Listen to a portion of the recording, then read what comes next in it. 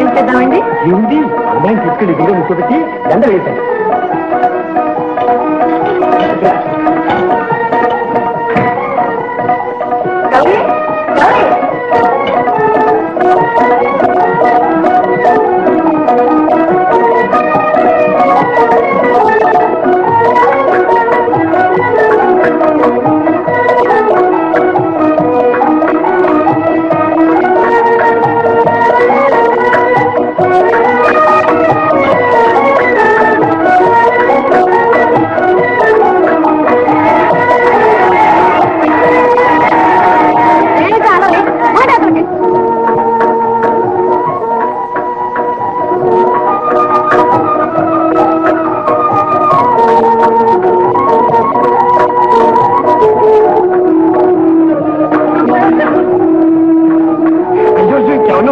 ఈ పెద్దమ్మ కనపడితే ఊళ్ళో అడుగు పెట్టాడు చంద్రబాబు గారు. అంటే పెద్దమ్మ తీసుకుని ఇంట్లో పడేకాయ ఇంకా చూస్తారే. రానే పని చెప్తాను.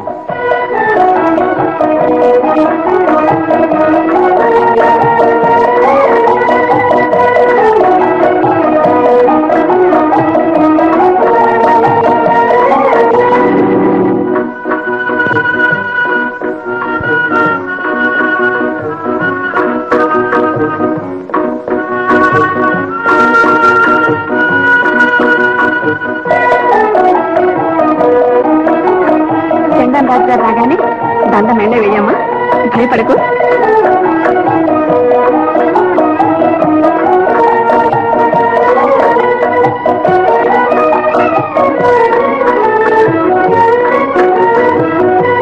ఏమిటమ్మా ఏమిటి దారి కట్టంగా? స్వయంవరం దండ వేసుకోండి. ఎవరక్కడ? గ్రామాధికారిని పిలువు.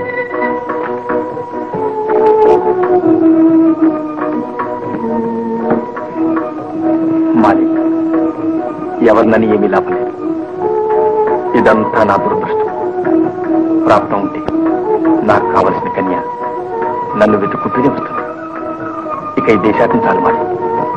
పద, రాజధానికి వెళదాం. నా మూలాన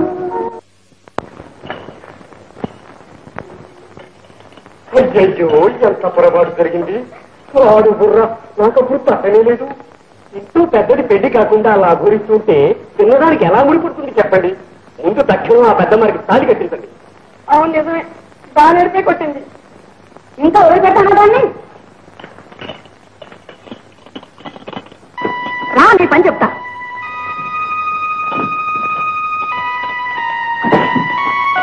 ఇప్పుడే నీ సంగతి నా సంగతి తేలిపోవాలి. చెప్పు, నా మాట వింటావా లేదా?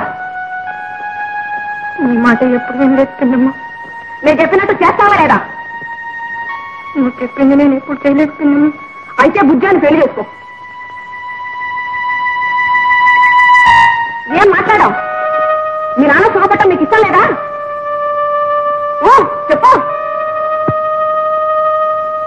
పిన్నమ్మా ఇంకే తక్షణం ముహూర్తం పెట్టించి వివాహ ముహూర్తం జరిపించండి. దాంతో పీడ గీడ గాలి ధూళి అన్ని వదిలిపోయి చంద్రరాజు గారు మళ్ళీ మీ చిన్నమ్మాయి కోసం వెంటనే కబురు పెడతారు. అదే మనం ఇప్పుడు చెయ్యవలసిన ఘన కార్యం.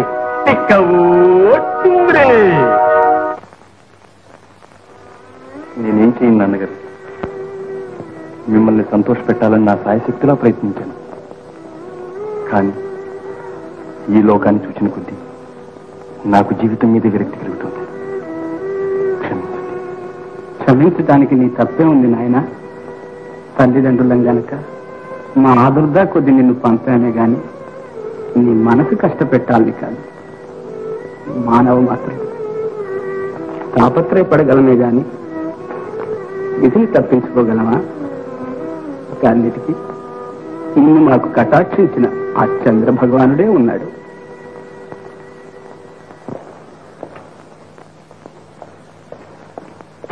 ఇదాని ఘనకార్యం.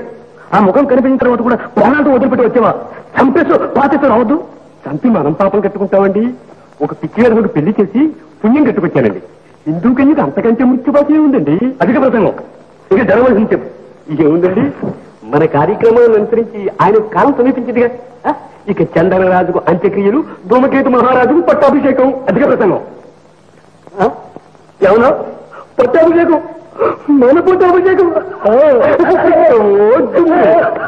ఎవరమ్మా నువ్వు? ఎందుకు వచ్చావు? నీకేం కావాలి? నాకేం అక్కర్లేదు. నేను చెంచల నీ దేవకన్యను. నీకు ప్రాణదానం చేద్దామని వచ్చాను. నాకు ప్రాణదానమా? బ్రతికున్న వాడికి ప్రాణదానమా? నీకు త్వరలో మరణగండం ఉందట. నీవెంత అందగాడు ఎవరికీ దక్కకుండా చచ్చిపోవడం నాకు ఇష్టం లేదు. అందుచేత నిన్ను పెళ్ళాడి చిరంజీవి చేద్దామని వచ్చాను. చిరంజీవిని చేద్దామని? ఎందుకమ్మా? మాకు కావలసింది చిరజీవితం కాదు, ధరించడం. ఇక నీవు వెళ్ళవచ్చు. నాకు కావలసిన కన్యను నేను ఇదివరకే వరించాను. అలాగా?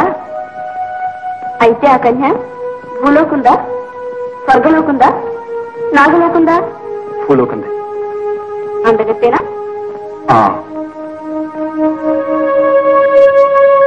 నాకంటేనా? ఇదిగో ఈ యవ్వనం, ఈ సౌకుమార్యం, ఈ విలాసం, ఈ తలుపు, ఈ పులుపు, ఈ బెలుపు, నీ సౌందర్యానికి నేను తగను కానీ దైవించను విడిచిపెట్టి. మూర్ఖుడా, నన్ను తృణీకరించి ఇంకా బ్రతుకుతానేనా? ఇదిగో నీకు చివరి మాట చెప్తున్నాను. నన్ను వరించి స్వర్గ సుఖాలు అనుభవిస్తావో, నిరాకరించి మృత్యువునే కోరుకుంటావు. కోరుకో. దేవకన్య అనుగ్రహమో ఆగ్రహమో. ఎందుకు వృథాగా నన్ను ఎంత బాధ పెడతావు? నిజంగా నీకు దేవకన్యవేనా? కాదు, రాక్షసి. ఇంతకు ముందు నీ మీద జాలి పడి దేవకన్యగా ప్రాణదానం చేద్దామని వచ్చాను. కానీ నీ మూర్ఖత్వమే నన్ను రాక్షసం చేసింది. ఇదిగో దాని ఫలం అనుభవించు. సావంటే ఏమిటో రుచి చూడు.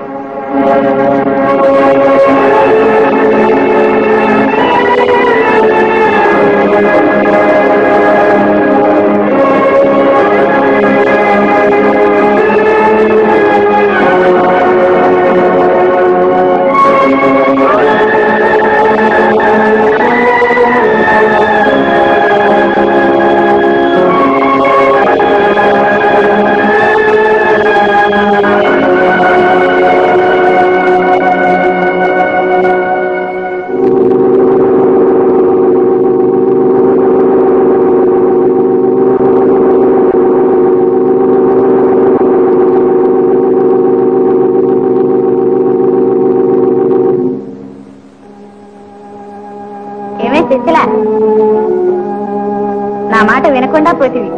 నేను చెప్పినంత జరిగిందా? ఏం జరిగిందే? నేను తీసుకొచ్చాగా. అయితే ఏడి, ఎక్కడ దాచా? ఇదిగో. ఎంత పని చేశావే? దేవకన్యవై ఉండి ఈ రాక్షస కృత్యానికి దిగేవా? మరేం చేయమంటావే? బుద్ధి లేని మానవులు వరాన్ని నిరాకరిస్తే చావమని చెప్పించొచ్చాను. వాడికి ఆ శిక్ష కావాల్సిందే. పిచ్చిదాన, మానవులకు చావు ఒక శిక్ష కాదే, అది వాళ్ళకి సహజ ధర్మం. మానవులు పుట్టుకతోనే కర్మబద్ధులు. పాపపుణ్యాల్లో పడి కొట్టుకుంటూ ఆత్మ విముక్తి కోసం పరితపించే జీవులు. నీవనుకునే చావు వాళ్ళు భగవత్ సాన్నిధ్యానికి చేరే ముక్తి మార్గమే కాని వేరు కాదు. అలాగా? అయితే అతనికి ఆ ముక్తి మార్గం దొరకకుండా చూస్తాలే. అదిగో అదే నీ చేతగాన్ని. మానవులతో పంతానికి పోయి ఎందుకు నవ్వుల పాలవుతావు? నా మాట విని అతని హారం ఇచ్చేసి. ఇస్తానులే.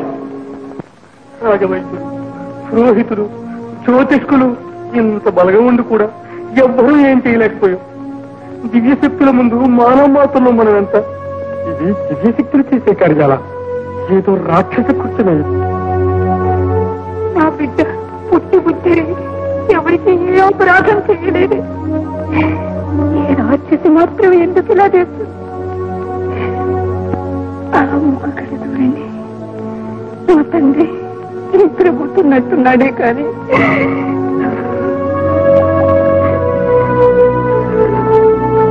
ఇలా దుఃఖించి మాత్రం మనం ఏం చేయగలం మహారాజా? ముందు కర్తవ్యం ఏమిటో సెలవిస్తే. కర్తవ్యం అనికేముంది? చంద్రభగవానుడు ప్రసాదించిన చిరంజీవి ఇంత అల్పాయుష్కుడని నేను నమ్మలేకుండా ఉన్నాను.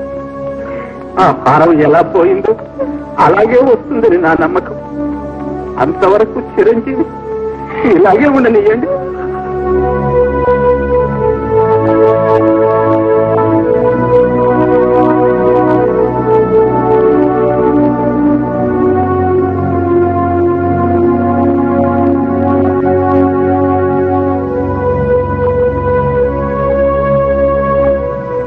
మాలి బ్రతికి ఉండగా వాడి మంచి చెడ్డ నీవే చూశావు. ఇప్పుడు నీవే